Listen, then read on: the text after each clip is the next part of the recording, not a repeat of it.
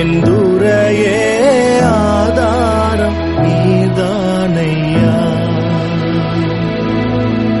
ஆதாரம் நீதானையா, என் துரையே ஆதாரம் நீதானையா.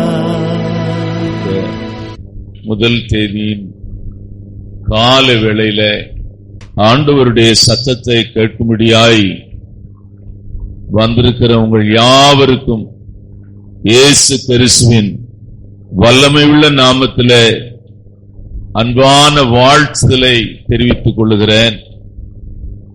எல்லா மாதங்களை காட்டிலும் இந்த மாதத்திலே உங்களோடு கூட பேசும்படியாய் அருமையான ரொம்ப பிரயாசப்பட்டு கர்த்தருடைய வார்த்தையை பெற்று உங்களோடு கூட இந்த காலவேளையில தேவனுடைய சத்தத்தை உங்களுக்கு அறிவிக்கும்படியாய் நான் நின்று கொண்டிருக்கிறேன். 3 காரியத்தை கர்த்தர் பேசினார். ஒன்று, அருமையான ஒரு காரியங்களை தேவன் பார்த்துக் கொள்வார். அல்லேலூயா. இரண்டாவது, உன்னை சுற்றிலும் எழும்பும் சத்துருவின் சத்தத்தை அவர் கேட்கிறார். அல்லேலூயா. மூன்றாவது, உனக்காக அவர் செயல்படுவார். ஆமென். இந்த 3 காரியத்தை, இந்த 3 வார்த்தைகளை இந்த காலவேளையில இங்கேதான் ஆண்டவர் பேசினார். என் ஜனங்களுடைய praise the Lord காரியங்களை நான் பார்த்து கொள்ளுகிற தேவனாயிருக்கிறேன். அல்லேலூயா. இரண்டாவது, உங்களுக்கு விரோதமாய் எழும்புகிற சத்துருவின் சத்தங்களை நான் கேட்கிறேன். மூன்றாவதாக, உங்களுக்காக நான் கிரியை செய்வேன். நீங்கள் ஆராதிக்கிற தேவன் அருமையான எப்படிப்பட்டவர் என்பதை இந்த கால வேளையில வசனத்தின் மூலமாய் உங்களோடு கூட இந்த வார்த்தையை அருமையான உங்கள் இருதயத்தில் உறுதிப்படுத்தும்படியாய் வசனத்தின் மூலமாய் கர்த்தர் உங்களோடு கூட பேசுகிறார். வாசிக்கலாம். 2 நாளாகம புத்தகம் 24ஆம் அதிகாரம் 21 22 வாசிக்கலாம். அதனால்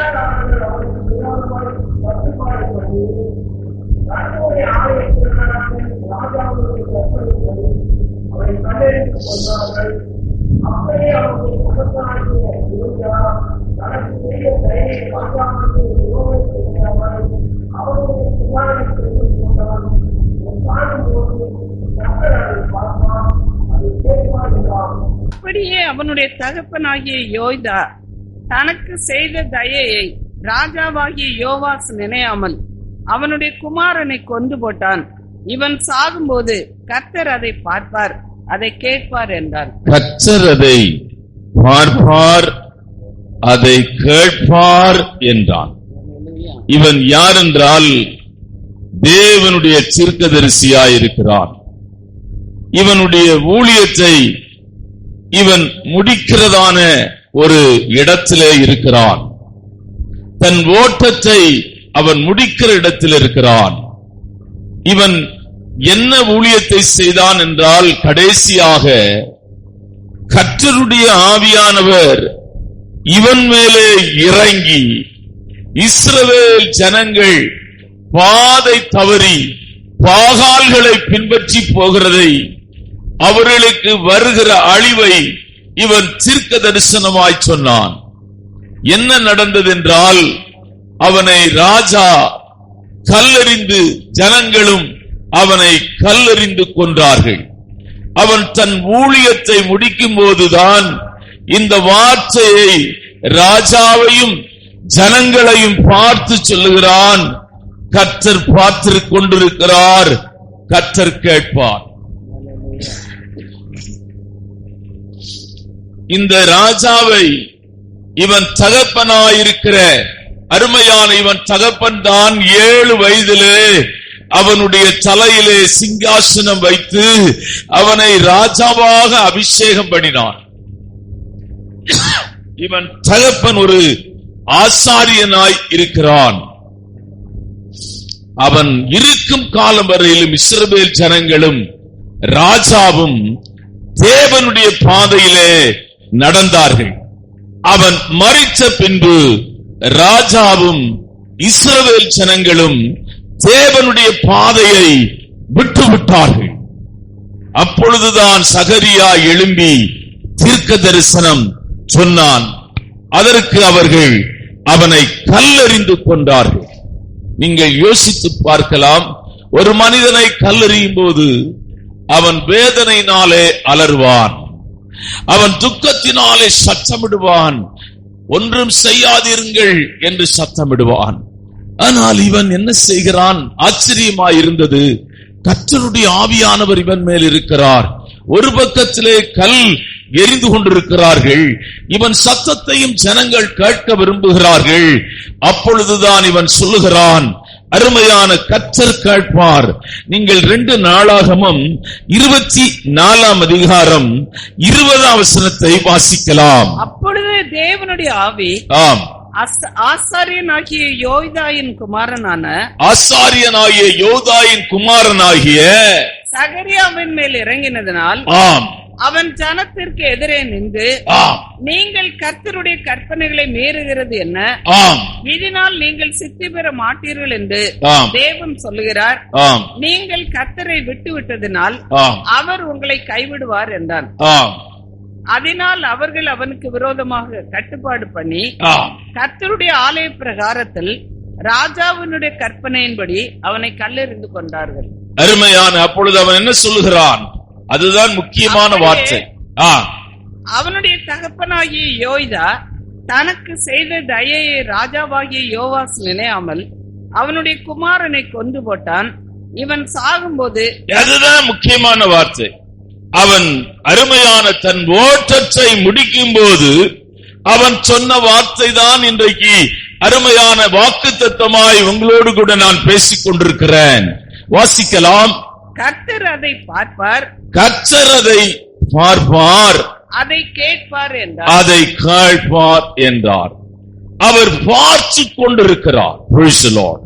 நீங்கள் வாசிக்கலாம். எபிரேயருக்கு எழுதின நிருபம் 4 அதிகாரம் 13 வசனத்தை வாசிக்கலாம். அவருடைய பார்வைக்கு மறைவான சிருஷ்டி ஒன்றுமில்லை, அவருடைய பார்வைக்கு மறைவான சிருஷ்டி ஒன்றுமில்லை, சகலமும் அவருடைய கண்களுக்கு முன்பாக, சகலமும் அவருடைய கண்களுக்கு முன்பாக நிர்வாணமாயும் வெளியரங்கமாயும் இருக்கிறது.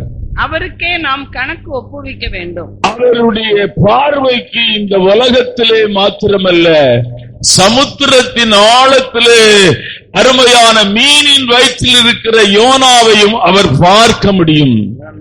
அருமையான சமுத்திரத்தின் ஆழத்தில் இருக்கிற அருமையான ஒரு ஜந்தை பார்க்க முடியும்.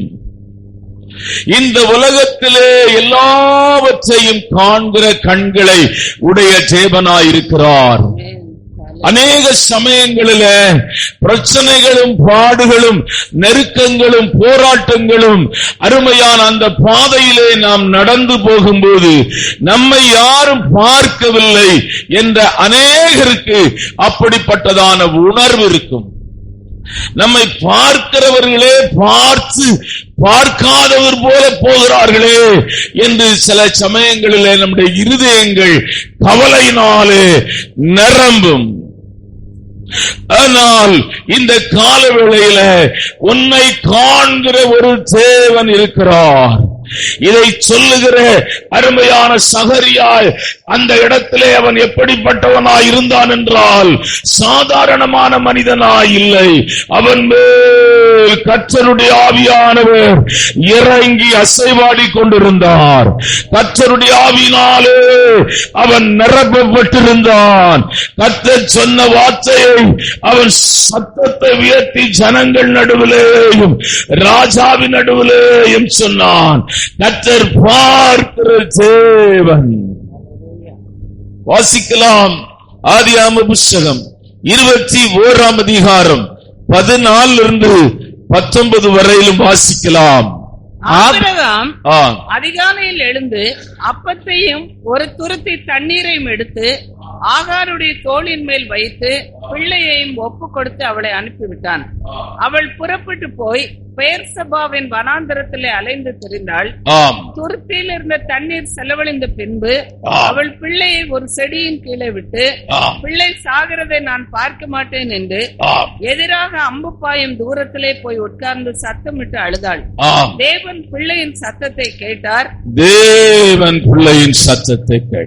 பிள்ளை எங்க இருக்கிறது என்றால் ஒரு மரக்கிளைகளில ஒரு செடியின் கீழே அவள் மறைவாய் வைத்து அந்த குழந்தை சாகிறதை நான் பார்க்க விரும்பவில்லை. துருத்தியிலே தண்ணீர் தீர்ந்து போயிற்று. பெயர்செபா வனாந்திரத்திலே அலைந்து திரிந்தாள். ஏன் அலைந்து திரிந்தாள் என்றால் அவளுக்கு பாதை தெரியவில்லை. அருமையான ஜனங்கள் இருக்கிறதான இடத்திற்கும் ஜனங்கள் இருக்கிறதான பகுதிக்கும் போக முடியாமல் வனாந்திரத்திலே அவள் அலைந்து திரிந்தாள். ஆனால் அவள் அலைந்து திரிந்ததை கர்த்தர் பார்த்து கொண்டே இருந்தார். அவள் அழுது கொண்டே இருந்தாள். அப்பொழுதுதான் அந்த வார்த்தை கீழே வாசிக்கலாம். என்னை காண்கிறவரை நான் 16:13. அப்பொழுது அவள் என்னை காண்பவரை நானும் என்னை காண்கிறவரை நான் கண்டேன். கோடி கோடி ஜனங்கள் இந்த பூமியிலே உண்டு. அருமையான தேவனுடைய பிள்ளையே, உனக்கு கிடைத்த ஒரு மகா பெரிய பாக்கியம் என்னவென்றால் கர்த்தருடைய கண்களின் மறைவிலே இருக்கிறாய். கர்த்தருடைய கண்களின் வெளிச்சத்திலே இருக்கிறாய். கர்த்தருடைய கண்கள் உன்னை பார்த்து கொண்டே இருக்கிறது. நீ உட்கார்கிறதையும் எழும்புகிறதையும் படுக்கிறதையும் கர்த்தர் பார்க்கிறார். உன் சிந்தனை அவருக்கு தெரியும், உன் எண்ணம் அவருக்கு தெரியும், உன் பேச்சு அவருக்கு தெரியும். அவருக்கு மறைவாக இந்த உலகமாயிருக்கட்டும், அருமையான உயர்ந்த மலையாயிருக்கட்டும், சமுத்திரமாயிருக்கட்டும், அருமையான வனாந்திரமாயிருக்கட்டும், நீ எங்கே இருந்தாலும் உன்னை பார்க்கிற ஒரு கண்கள் உனக்கு உண்டு. அது ஆபிரகாமும் அந்த வார்த்தையை அவன் சொல்லுகிறான். மோரியா மலையிலே கொண்டு போய் தன் பிள்ளையை பலி செலுத்த போகும்போது அவன் ஒரு வார்த்தை சொல்லுகிறான், கர்த்தர் பார்த்துக் கொள்வார் என்று சொல்லுகிறான். ஏனென்றால் அவனுடைய சூழ்நிலை அருமையான முற்றிலும் மோசமானது. அவனுடைய வாழ்க்கையின் சூழ்நிலை நெருக்கமானது. வயதான காலத்தில் ஒரு குழந்தையை பெற்றெடுக்கிறான். ஆனால் இப்பொழுது அதை பலி செலுத்தும்படியாய் மோரியா மலையிலே கொண்டு போய் கொண்டிருக்கிறான். அவனுடைய வேலைக்காரனும் அவனோடு கூட வருகிறான். அவன் நினைக்கிறான், நம்முடைய எஜமான் இவ்வளவு துக்கமாய் இருந்ததில்லையே, இவ்வளவு வேதனையாய் இருந்ததில்லையே, தன்னுடைய பிரயாணத்திலே அவருடைய கண்களில் கண்ணீர் வருகிறதை நான் பார்த்ததே இல்லையே. அவன் கேட்கிறான், அருமையானவர்களே, கத்தி இருக்கிறது, பலி செலுத்தும்படியான எல்லா பொருட்களும் இருக்கிறது, ஆனால் ஆடு இல்லையே என்று கேட்கிறான். அப்பொழுதுதான் ஆபிரகாம் சொல்லுகிறான், கர்த்தர் பார்த்துக் கொள்வார் என்று சொல்லுகிறான். அருமையான நமக்கு முன்னே இருக்கிற எதிர்காலங்கள், நமக்கு முன்னே இருக்கிற நாட்கள், நமக்கு முன்னே இருக்கிற நிமிஷங்கள், அருமையான நமக்கு முன்னே நாம் செய்ய வேண்டிய வேலைகள், நமக்கு முன்னே இருக்கிறதான அநேக காரியங்கள் முடியுமா முடியாதா, செய்ய முடியுமா முடியாதா, நடக்குமா நடக்காதா, கூடுமா கூடாதா, இப்படிப்பட்ட பலவிதமான யோசனைகள் நம்முடைய எண்ணத்திலே இந்த 1ஆம் தேதியில அருமையான கால வேளையிலே வந்திருக்கிற கர்த்தருடைய பிள்ளைய உன் நினைவிலே இப்படிப்பட்டதான சத்தங்கள் ஓடிக்கொண்டிருக்கும். கர்த்தர் சொல்லுகிறார், உன்னை காண்கிற தேவன் நான், உன்னை பார்க்கிற தேவன் நான், உனக்காக கிரியை செய்கிற தேவன் நான். பார்க்கிற தேவன். பெரிய பெரிய மனுஷர்கள், திரளான கூட்டங்கள் அவர்களை பார்க்க போகிறது. அந்த கூட்டத்திலே அவர்கள் இறங்கி போய் ஒருவரை பார்த்து அவர்களை கட்டி பிடித்து பேசினால் எப்படி இருக்கும் யோசித்து பாருங்க. எப்படி இருக்கும் யோசிச்சு பாருங்க. காமராஜர் ஒரு சமயம் சிஎம்மா இருந்த நாட்களிலே அவர் போகும்போது வண்டியிலே போய் கொண்டிருக்கும் போது இந்த பக்கமும் அந்த பக்கம் திரளான ஜனங்கள். அவர் இதே போல இறங்கி ஒரு குறிப்பிட்ட மனிதனை போய் கட்டி பிடித்துக் கொண்டார். அடுத்த நாள் பேப்பர் நியூஸே அதான். தேவாதி தேவன் அருமையான ஒருவரும் சேரக்கூடாத ஒளியிலே வாசம் பண்ணுகிறவர், வானமும் பூமியும் சிருஷ்டித்த தேவாதி தேவன் உன்னை காண்கிறார், உன்னை பார்க்கிறார், உன்னை பார்க்கிறார். அவருடைய கண்களின் வெளிச்சத்திலே நீ இருக்கிறாய், அவருடைய கண்களின் பார்வையில் இருக்கிறாய். அந்த பார்வையை விட்டு நீ ஒரு காலம் எங்கேயும் போக முடியாது. ஏனென்றால் அவருடைய கண்கள் உன்மேல் பதிக்கப்பட்டிருக்கிறது. இரண்டாவதாக அவன் சகரியா சொல்லுகிற வார்த்தை, அந்த வார்த்தை மாத்திரம் வாசிக்கலாம். என முழு வசனத்தை நீங்கள் போட்டாலும் கூட அது அவ்வளவு இதா இருக்காது. நீங்கள் என்ன வாக்குத்தத்தமோ அந்த வார்த்தை மாத்திரம் நீங்கள் வாசிங்கள். கர்த்தர் அதை பார்ப்பார், கர்த்தர் அதை பார்ப்பார், அதை கேட்பார், அதை கேட்பார். அதுதான் வாக்குத்தத்தம். கர்த்தர் அதை பார்ப்பார், அதை கேட்பார். கேட்கிறது. நாம் நடந்து வந்த பிரயாணங்களிலே நிறைய சத்தம் நம் இருதயத்தை உடைத்திருக்கிறது. என்ன சத்தம்? இவன் எப்படி முன்னேறுவான் என்று பார்ப்போம், இவன் எப்படி படிப்பான் என்று பார்ப்போம். இந்த குடும்பம் ஒரு காலம் முன்னேறாது, இந்த பிள்ளைகள் ஒரு காலம் முன்னேறாது, இந்த ஊழியம் ஒரு காலம் வளராது, இந்த ஊழியக்காரன் ஒரு காலம் முன்னேற மாட்டான். இந்த சத்தங்கள் எல்லாம் நம்முடைய காதுகளிலே வந்து கொண்டே இருக்கும். நமக்கு தீமை செய்தவர்கள், இவன் அழிய வேண்டும், இவன் சாக வேண்டும், இவன் ஒழிய வேண்டும், இப்படி எதிர்பார்க்கிற ஒரு சமுதாயத்திலே நாம் வாழ்கிறோம். அருமையான, நம்மை அழிக்க எழும்புகிறவர்கள் அந்நியர் அல்ல. நம்மை அழிக்க எழும்புகிறவர்கள் நம்முடைய சொந்த வீட்டாரே. நம்மை அழிக்க தேடுகிறவர்கள் நாம் நன்மை செய்தவர்களே. சகரியா அருமையான இஸ்ரவேலின் ராஜாவா இருக்கிற அந்த மனிதனுக்கு 7 வயதிலே அவனும் அவன் தகப்பனும் இணைந்து கிரீடம் வைத்தது மாத்திரமல்ல, இவர்கள் 2 பேரும் ஆசாரியர்களாய் இருந்தபடினாலே கர்த்தருடைய அபிஷேகம் என்னும் தைலத்தை அவன் தலையிலே வைத்து இஸ்ரவேலின் ராஜா என்று அவனை முழக்கமிட செய்தார்கள். அந்த நாளிலே இஸ்ரவேலிலே ராஜாவாய் இருந்த ஒரு பெண், அருமையான இவர்கள் மாத்திரம் அவனுக்கு பாதுகாப்பு கொடுக்காவிட்டால் அவனை கண்டந்துண்டமாய் வெட்டியிருப்பார்கள். அப்படிப்பட்ட நன்மை செய்தவர்களுக்கு, அப்படிப்பட்ட நன்மை செய்த குடும்பத்திற்கு, அப்படிப்பட்ட நன்மை செய்த தேவ மனிதனுடைய மகனுக்கு இவர்கள் தீமை செய்தார்கள். அருமையான அவன் தேவனுடைய வார்த்தையை ஜனங்களுக்கு அறிவித்தான். அவர்கள் என்ன செய்திருக்க வேண்டும் என்றால், மனம் திரும்பி இருக்க வேண்டும், மனஸ்தாபப்பட்டிருக்க வேண்டும், தேவன் பக்கமாய் திரும்பி இருக்க வேண்டும். அதற்கு பதிலாக அவனை கல்லெறிந்து கொண்டார்கள்.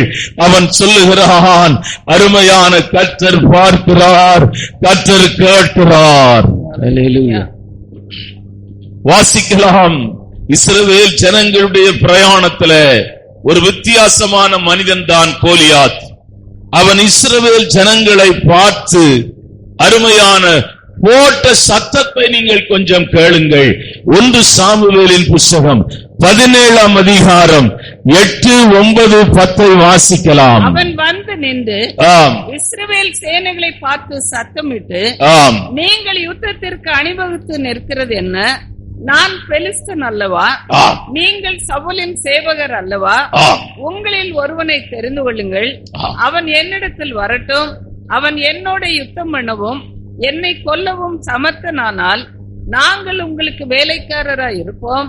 நான் அவனை ஜெயித்து அவனை கொல்வேனானால் நீங்கள் எங்களுக்கு வேலைக்காரராய் இருந்து எங்களை சேவிக்க வேண்டும் என்று சொல்லி, பின்னும் அந்த பெலிஸ்தன், நான் இன்றைய தினம் இஸ்ரவேலுடைய சேனைகளை நிந்தித்தேன், நாம் ஒருவரோடொருவர் யுத்தம் பண்ண ஒருவனை விடுங்கள் என்று சொல்லிக் கொண்டு வருவான். அருமையான ஆண்டவருடைய பிள்ளைகளை, இந்த கோலியாத் ராட்சத பிறவியை உடையவன்.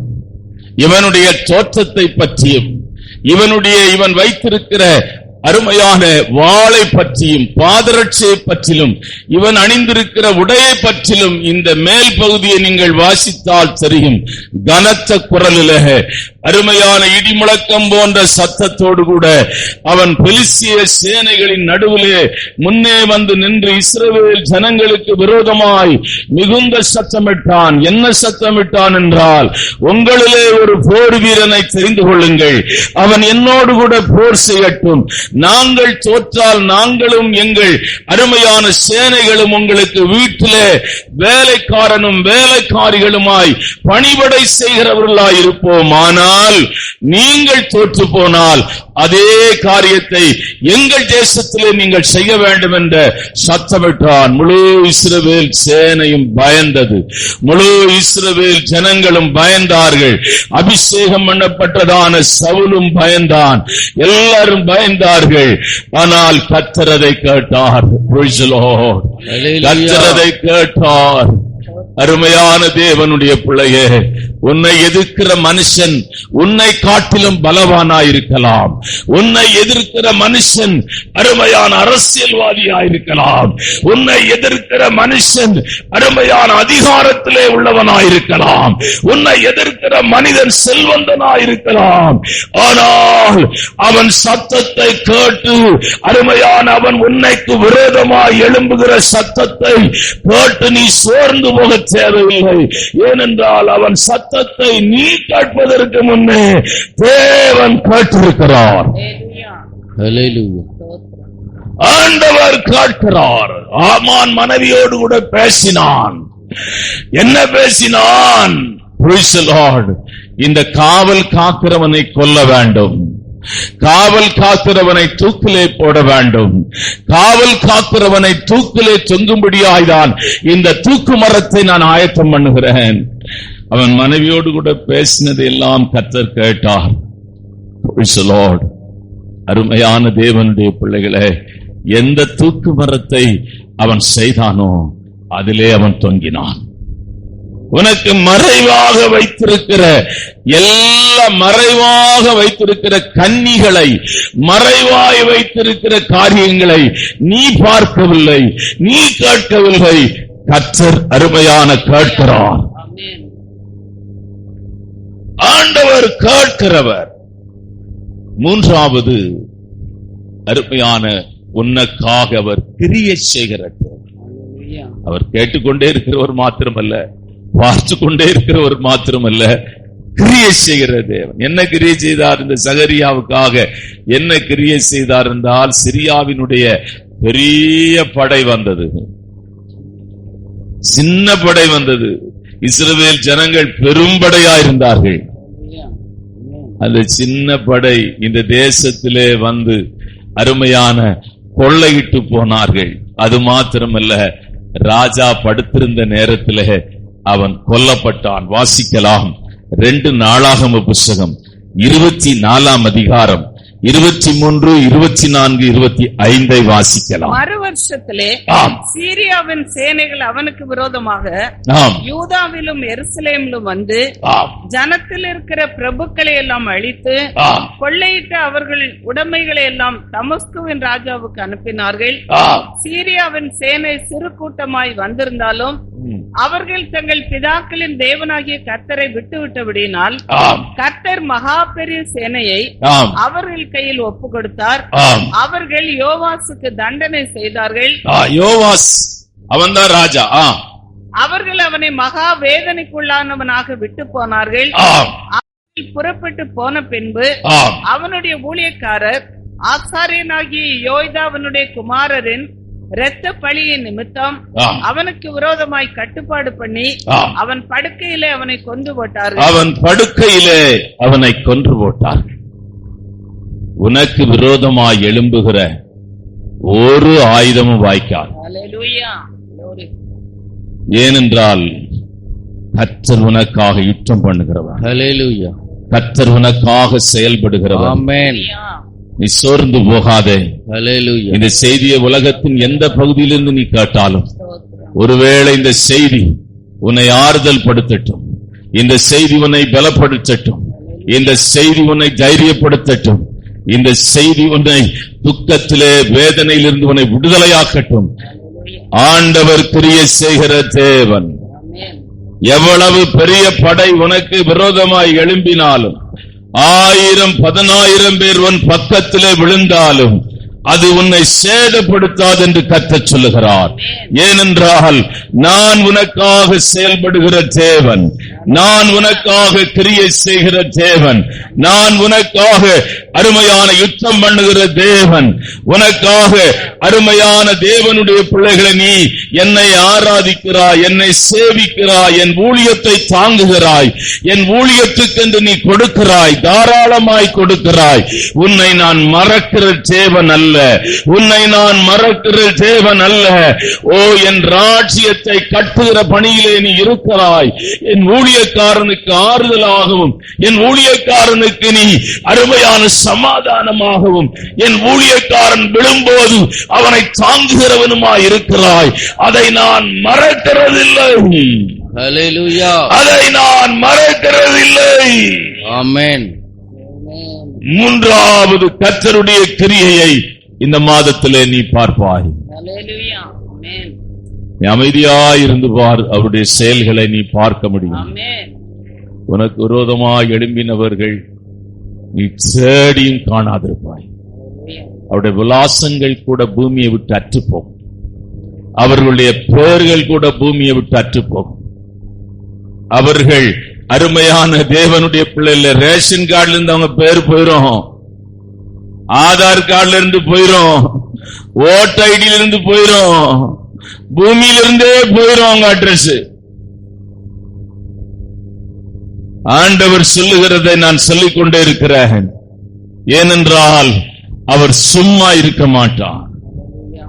உனக்காக இரத்தம் சிந்தினவர், உனக்காக சிலுவையில் அடிக்கப்பட்டவர், உன்னை ரட்சித்தவர், உன்னை அபிஷேகித்தவர், உன்னை இதுவரையிலும் நடத்தி விட்டவர் இந்த சத்துருவின் கையில உன்னை ஒப்பு கொடுப்பாரா? இந்த மனிதன் கையில உன்னை ஒப்பு கொடுப்பாரா? ஒரு காலம் ஒப்பு கொடுக்க மாட்டார். தன் ஜீவனையே உனக்காக ஊற்றினவர் உன்னை இந்த மனிதன் கையிலே, இந்த சத்துருவின் கையிலே, இந்த இருளின் கையிலே, இந்த பொல்லாத ஆவியின் கையிலே, இந்த மந்திரவாதியின் கையிலே, இந்த குறி சொல்லுகிறவன் கையிலே உன்னை ஒப்பு கொடுப்பாரா?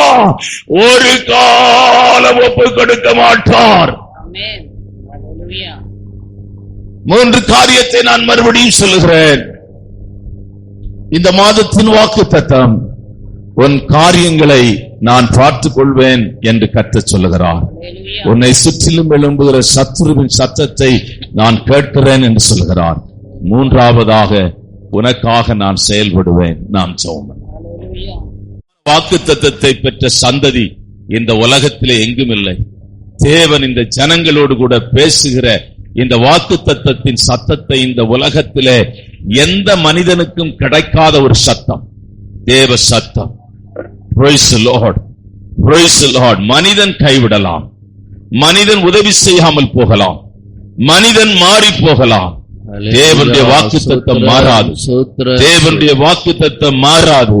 குறித்த நாளுக்கு தரிசனம் வைக்கப்பட்டிருக்கிறது. அது பொய் சொல்லாது.